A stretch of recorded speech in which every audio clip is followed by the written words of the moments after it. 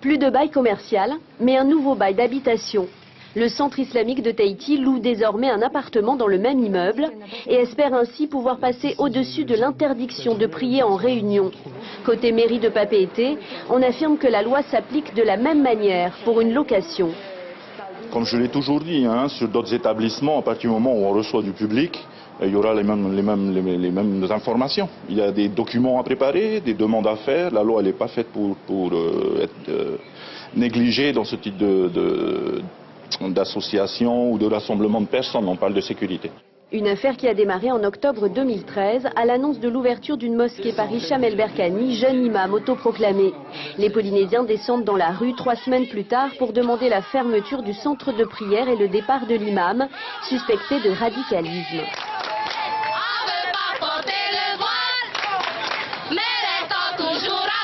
L'imam reviendra 6 mois plus tard et la polémique est relancée.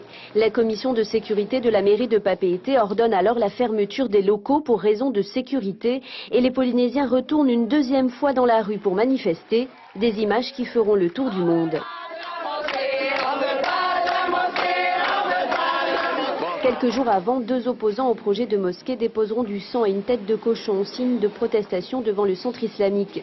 4 mois de prison avec sursis et 100 000 francs pacifiques d'amende, aujourd'hui payés par les Polynésiens qui les soutiennent sur les réseaux sociaux, et 2 condamnés qui ne changent pas pour autant de discours.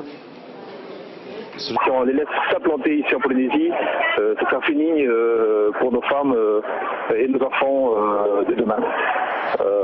Il va y avoir la charia qu'ils imposent maintenant dans d'autres pays. Ils imposent leurs coutumes, leur culture. Ils empêchent les mécréants, parce que nous sommes des mécréants. Tous les chrétiens sont des mécréants.